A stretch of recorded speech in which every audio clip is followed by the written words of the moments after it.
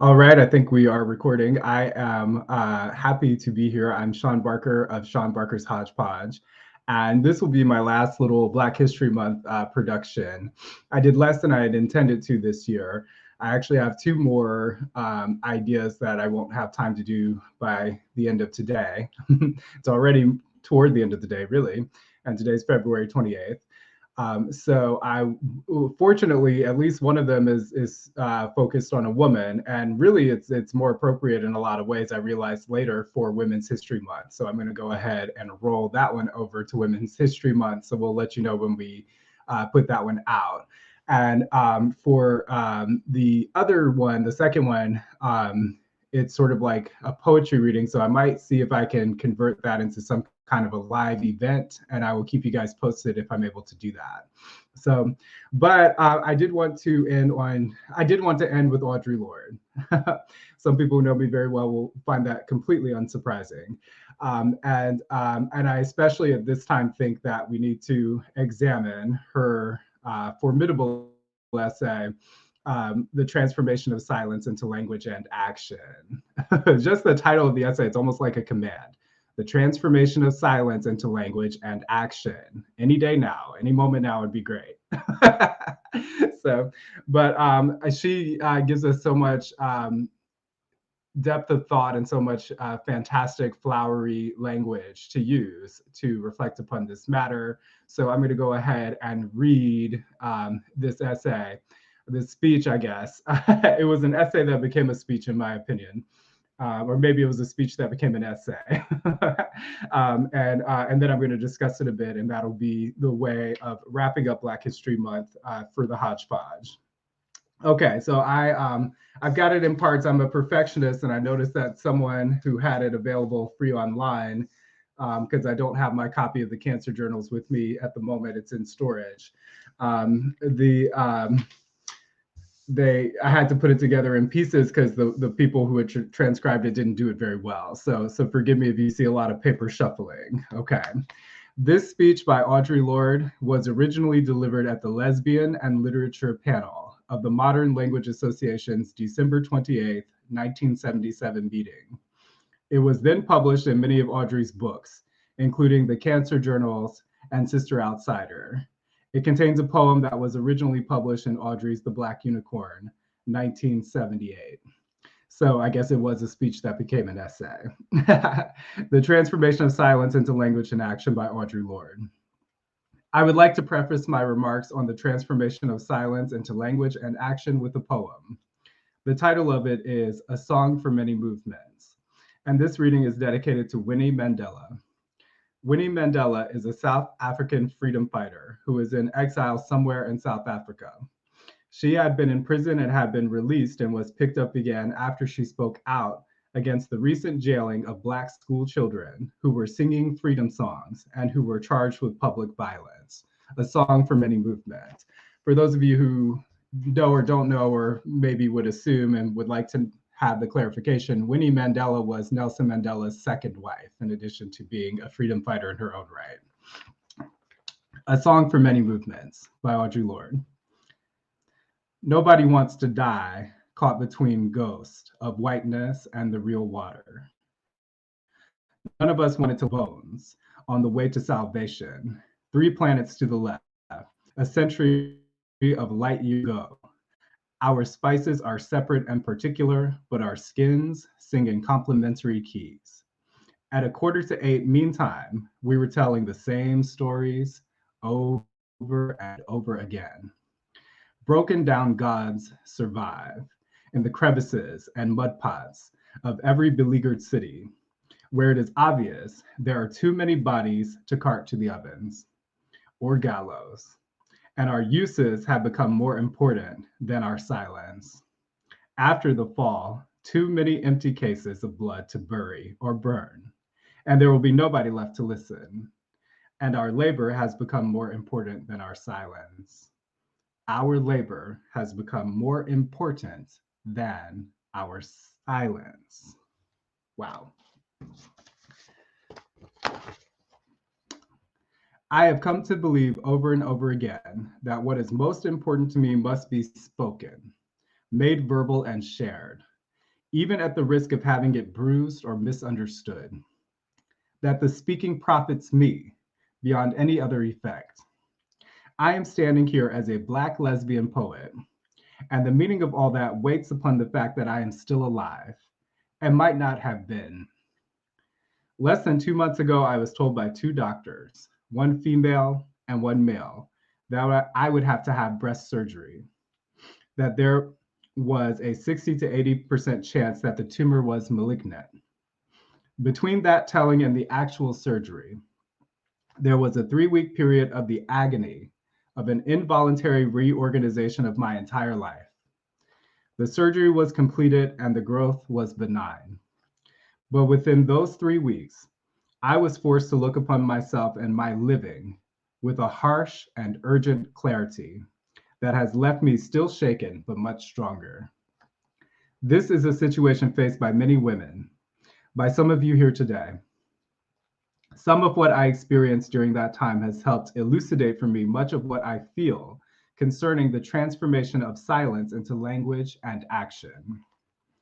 In becoming forcibly and essentially aware of my mortality and of what I wished and wanted for my life, however short it might be, priorities and omissions became strongly etched in a merciless light, and what I most regretted were my silences. Of what had I ever been afraid? To question or to speak as I believed could have meant pain or death, but we all hurt in so many different ways, all the time, and pain will either change or end. Death, on the other hand, is the final silence, and that might be coming quickly now, without regard for whether I had ever spoken what needed to be said, or had only betrayed myself into small silences, while I planned someday to speak or waited for someone else's words. And I began to recognize a source of power within myself that comes from the knowledge that while it is most desirable not to be afraid, learning to put fear into a perspective gave me great strength. I was going to die, if not sooner than later, whether or not I had ever spoken myself. My silences had not protected me. Your silence will not protect you. But for every real word spoken, for every attempt I had ever made to speak those truths for which I am still seeking, I had made contact with other women while we examined the words to fit a world in which we all believed, bridging our differences. And it was the concern and caring of all those women which gave me strength and enabled me to scrutinize the essentials of my living. The women who sustained me through that period were Black and white, old and young, lesbian, bisexual, and heterosexual, and we all shared a war against the tyrannies of silence. They all gave me strength and a concern without which I could not have survived intact.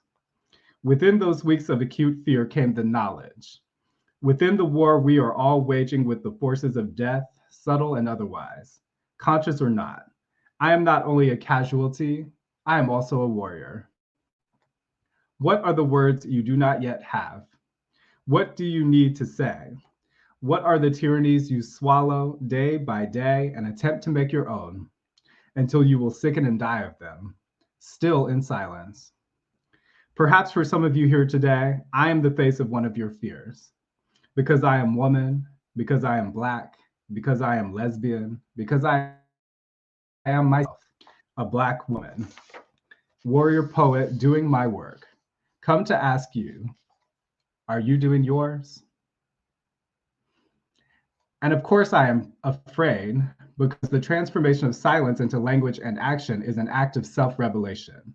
And that always seems fraught with danger. But my daughter, when I told her of our topic and my difficulty with it, said, tell them about how you're never really a whole person if you remain silent. Because there's always that one little piece inside you that wants to be spoken out. And if you keep ignoring it, it gets madder and madder and hotter and hotter. And if you don't speak it out, one day it'll just up and punch you in the mouth from the inside. In the cause of silence, each of us draws the face of her own fear. Fear of contempt, of censure, or some judgment. or recognition, of challenge, of annihilation. But most of all, I think we fear the visibility, without which we cannot truly live. Within this country, where racial difference creates a constant, if unspoken, distortion of vision, Black women have, on one hand, always been highly visible, and so, on the other hand, have been rendered invisible through the depersonalization of racism. Even within the women's movement, we have had to fight, and still do, for that very visibility which also renders us most vulnerable, our Blackness. For to survive in the mouth of this dragon we call America, we have had to learn this first and most vital lesson, that we were never meant to survive, not as human beings. And neither were most of you here today, Black or not. And that visibility which makes us most vulnerable is that which also is the source of our greatest strength. Because the machine will try to grind you into dust anyway, whether or not we speak. We can sit in our corners mute forever, while our sisters and ourselves are wasted, while our children are distorted and destroyed, while our earth is poisoned. We can sit in our safe corners mute as bottles, and we will still be no less afraid. In my house this year, we are celebrating the Feast of Kwanzaa, the African American Festival of Harvest, which begins the day after Christmas and lasts 7 days. There are 7 principles of Kwanzaa, one for each day. The first principle is umoja, which means unity, the decision to strive for and maintain unity in self and community. The principle for yesterday, the second day, was kujichagulia, self-determination, the decision to define ourselves, name ourselves, and speak for ourselves, instead of being defined and spoken for by others. Today is the third day of Kwanzaa, and the principle for today is ujima, collective work and responsibility, the decision to build and maintain ourselves and our communities together, and to recognize and solve our problems together. Each of us is here now because in one way or another, we share a commitment to language and to the power of language and to the reclaiming of that language which has been made to work against us. In the transformation of silence into language and action, it is vitally necessary for each one of us to establish or examine her function in that transformation and to recognize her role as vital within that transformation. For those of us who write, it is necessary to scrutinize not only the truth of what we speak, but the truth of that language by which we speak it. For others, it is to share and spread also those words that are meaningful to us. But primarily for us all, it is necessary to teach by living and speaking those truths which we believe and know beyond understanding. Because in this way alone, we can survive. By taking part in a process of life that is creative and continuing, that is growth. And it is never without fear of visibility, of the harsh light of scrutiny, and perhaps judgment, of pain, of death. But we have lived through all of those already, in silence, except death. And I remind myself all the time now that if I were to have been born mute or had maintained an oath of silence my whole life long for safety, I would still have suffered and I would still die. It is very good for establishing perspective. And where the words of women are crying to be heard, we must each of us recognize our responsibility to seek those words out, to read them and share them and examine them in their pertinence to our lives, that we not hide behind the mockeries of separations that have been imposed upon us and which so often we accept as our own. For instance, I can't possibly teach Black women's writing. Their experience is so different from mine. Yet, how many years have you spent teaching Plato and Shakespeare and Proust? Or another, she's a white woman, and what could she possibly have to say to me? Or she's a lesbian. What would my husband say, or my chairman? Or again, this woman writes of her sons and I have no children. And all the other endless ways in which we rob ourselves of ourselves and each other. We can learn to work and speak when we are afraid. In the same way, we have learned to work and speak when we are tired. For we have been socialized to respect fear more than our own needs for language and definition. And while we wait in silence for that final luxury of fearlessness, the weight of that silence will choke us. The fact that we are here and that I speak these words is an attempt to break that silence and bridge some of those differences between us. For it is not difference which immobilizes us, but silence. And there are so many silences to be broken.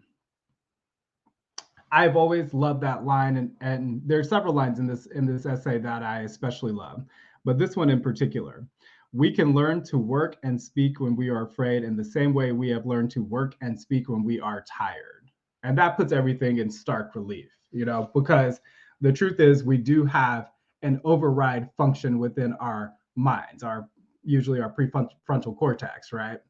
And so because we have that override function, we will use it to conform to our oppression and work beyond the limits of our very bodies. I personally still to this day am a caffeine addict. That shows you that I work beyond the limits of my body. We all do. Most of it, well, not all of us, let's say the vast majority of us do. And yet we don't use that override function when it matters the absolute most. Look at what's happening today. Look at the further encroachments of this neo-fascist moment that we are living through. Look at the fact that we have had measurable escalations in death since the beginning of 2021. In the first 18 months of the vaccine rollout, there were 67,000 excess deaths in my generation, the millennial generation. Why are so many people afraid to say it? Why are so many people afraid to talk about what they're looking at, talk about what they're going through in this time in our history? We just learned all these lessons in the 20th century. And I can attest that coming through grade school, coming through secondary school, coming through, university, that I perceive us to have maintained a lot of those lessons, not as many as we should have, but enough to where we should be recognizing what's happening to us in the 21st century when global fascism is, I would say, at an all-time high. And yet, so many people are afraid. So many people want to keep their heads down. They want to go to work or not go to work. And they want to be in a state of cognitive dissonance and denial and pretend that what's happening isn't happening. But I'm here to tell you, baby, it's happening. And if you're not picking a side, then you're picking a side. And your side is your own destruction. And if you're not standing up and coming out your mouth with it, saying what you're observing in your environment, saying what's going on. And it's coming from all directions and all sides. So there's a place for everyone in this dialogue. It's time to speak. It's time to transform silence into language and action. Some of us are already doing it. Feel free to jump on board. So, and I am talking about myself because I am that person. I'm always coming out of my mouth with it. And I just have been standing up for so long that I don't know any other way, to be perfectly honest. The other thing that I really love about this essay and why I think it's so good for now is the part where she talks about finding commonality across all these differences. They were talking about whatever your identity category. Let me see if I can find it. Right. Yes. Oh, there's so many good parts of it. But yeah, I don't think I'll be able to find it. I should have highlighted. Next time I'll highlight before I start the video. But when she talks about all the women who supported her, who were of different identities to herself, and how they were always able to find language together to generate a world that they believe in. And what that really means is doing the work, what we would in the modern idiom call a struggle session, what in the second wave they would have called a consciousness raising session. Whatever we have to do, however we have to do it in the 21st century is how we have to do it. But we get people of these different backgrounds together, and the ones that are the fault lines of today, we still have racial fault lines, but within a different context. So we have racial fault lines that have been informed by postmodern deconstructivism. So essentially, the binaries were flipped on their heads in a way. What was down is now up. What was once up is now down. But irregardless, that's no reason to not continue to do the work in ways that we did it back in the second wave. So those fault lines are still the same, but there's another one to add to the equation. And by those fault lines, let me go ahead and relist them: race, class, gender, sexual identity, all these things. These are the fault lines that we've dealt with for quite a long time. Let's go ahead and add religion into the category, and let's go ahead and add political ideology, because here in the 21st century in America, political ideology is what they've been focusing on the most. And they have, of course, invoked identitarianism of all sorts. And they've tried to create a composite leftist identity that is everything that is not white, straight, cisgender, Christian, and middle class. That sort of, like, they've tried to cause it other. Do not need to be informing to that. More from that, fine, but we still need people to do the work to make sure it's happening in a productive way. So what we really need, especially, let's focus on that fault line of political ideology. We need conservatives and liberals who recognize that we're dealing with a common enemy here, to come together, to share their experiences and learn how to really listen to each other, and learn how to listen to each other deeply, And in the 20th century, it was the traditional categories of privilege, the white, the straight, the class privilege, etc., that were taught, that they subconsciously taught not to listen to the other groups, that they don't have any obligation to listen to the other groups. But that unlearning process started to happen during the second wave. And the second wave is a catch-all term here as I'm using it. It includes the civil rights movement, the Black Power movement, it includes feminist movements, it includes LGBT movements. All that happened within the same time period. So because it all happened within the same time period, there were qualities of each of those movements that harmonize with one another, because they were all coming from a certain frame of reference that was informed by living in the 20th century. Okay. It's a little bit different here in the 21st century, to where now it's the opposite categories that are being told. Not only are you not required to listen to the straight, the white, the male, the Christian, the middle class, the normal, the historic normal, right? But it's actually an act of treason if you listen to them. It's not really by accident that programming and that conditioning has been rolled out, because what they really fear the most is that we will come together and see who our real common enemy is. And once we do that, there are so many more of us than them that it's game over. They can't really maintain this Wizard of Oz type fear mongering that doesn't really have enough to back it up to be legitimate as what they do. And so here we are in the 21st century. We've traded nuclear weapons for bioweapons. We've traded traditional forms of fascism for technocratic neo-fascism, And so there is advanced psychological weaponry being propagated against us. There is advanced biological and technological weaponry that's being deployed against us. And if we don't come together now, when we may as well hang it up, because we're kind of at the end of the rope here.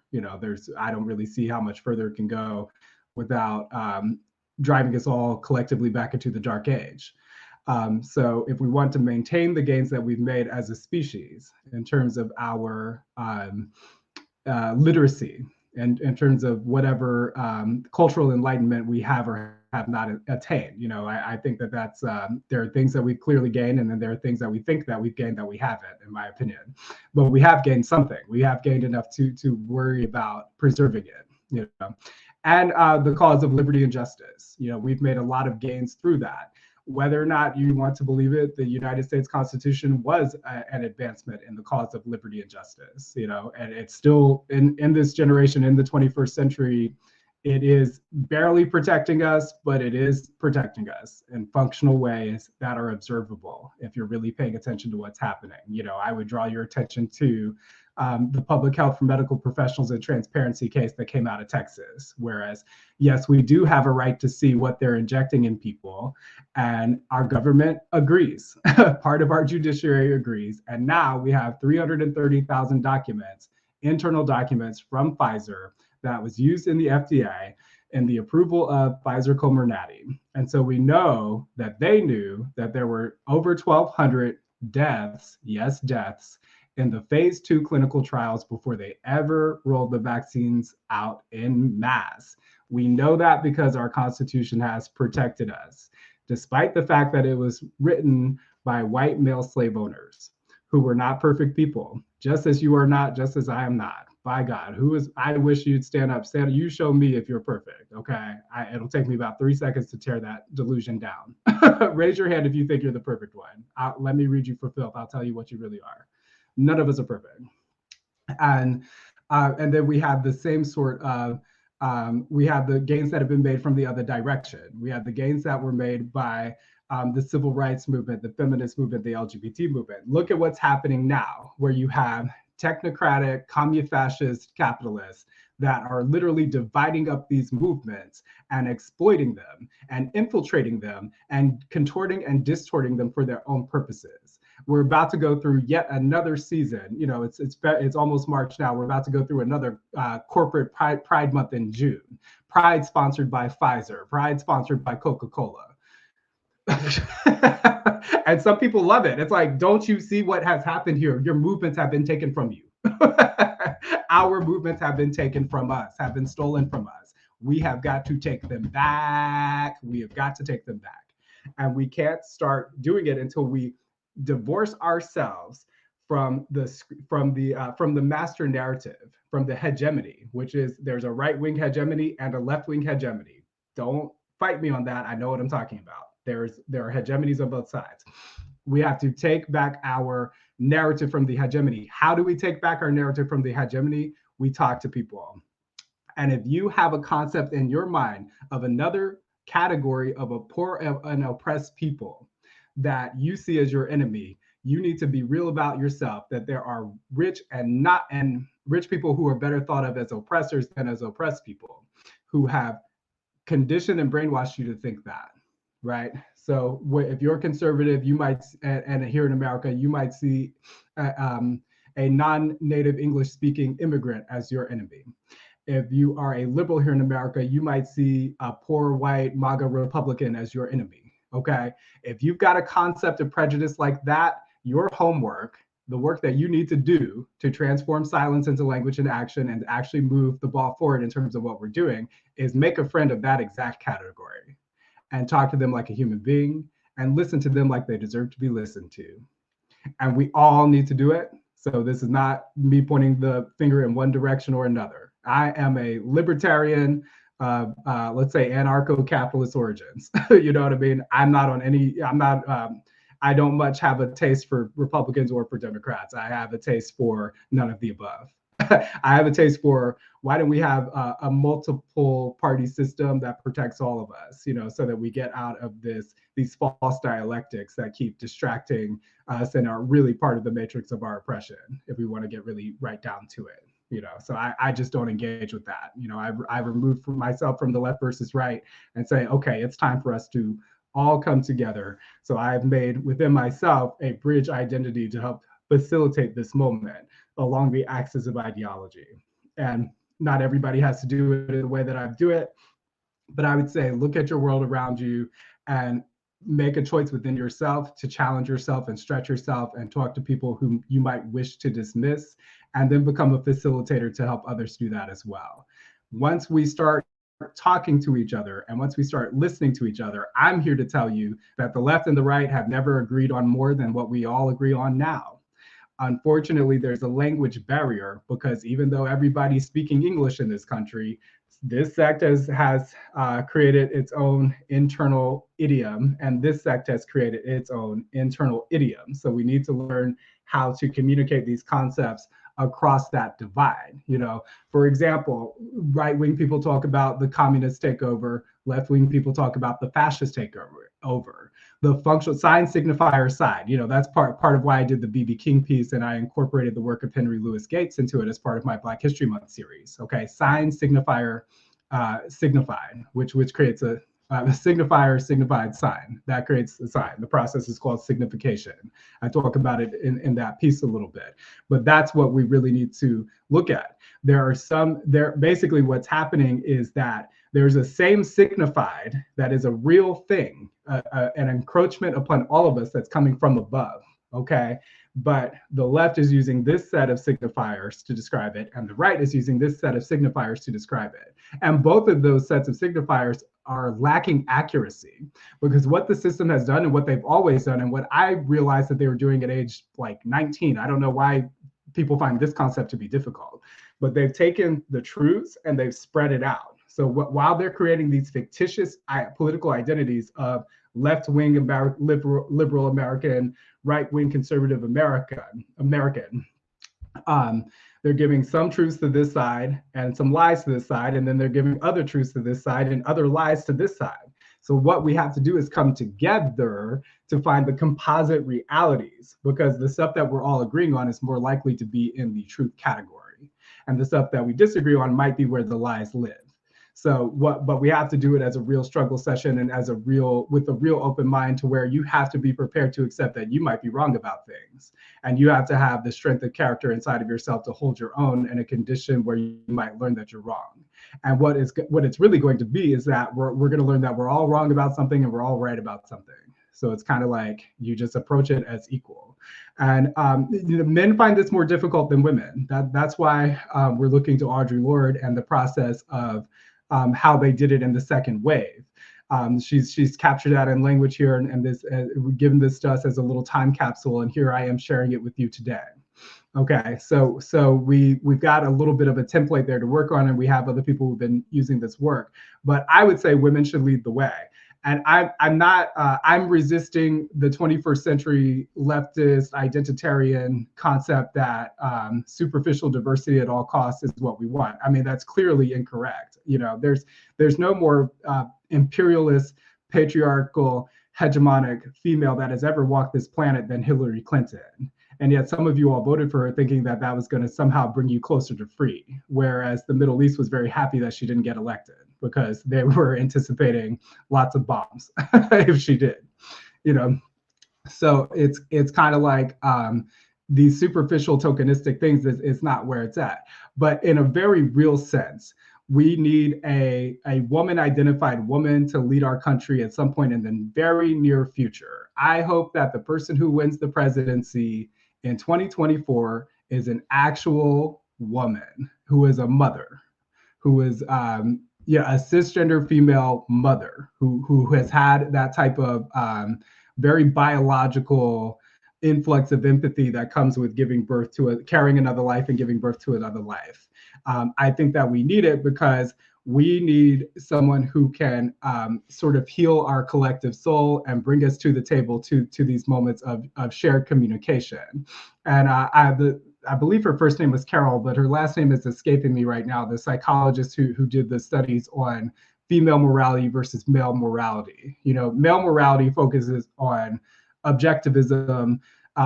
Female morality focuses on subjectivity, balancing subjective perspectives, and that's the type of ethic that we're going to need going forward if we're actually going to have anything resembling a healing or a reconciliation in 2024. So I don't mean this in a tokenistic way. And when I say this, I don't mean that we need diversity for diversity's sake. I think that has become shallowed. That's become a hollowed political thesis.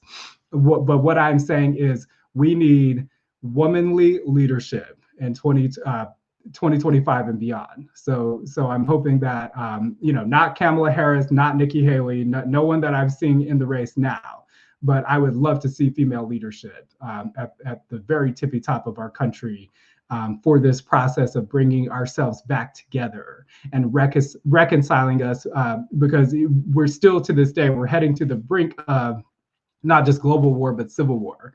I fully believe, though, that there are forces at play that are helping us retract from that brink. But afterwards, we still have all the healing that needs to happen from the ways in which we've all participated in the neo-fascist pageant. So like all those nasty fake Facebook posts that you may have made about whatever the other side is in your mind. The other oppressed people that you're blaming for your problems. We need to have a real commitment to pan-cultural healing. And that is a systemic thing, and that is an every individual, all hands on deck thing. So that's why I wanted to end my Black History Month observation here at the Hodgepodge with Audre Lorde's The Transformation of Silence into Language and Action. I spoke my piece and I'm passing the mic to you. I'm saying tag, you're it. Time to speak your piece and time to do the real work of building the fabric of our society back stitch by stitch. I love you. I love all of you. And I hope that we get to do some really profound work together very soon. Take care.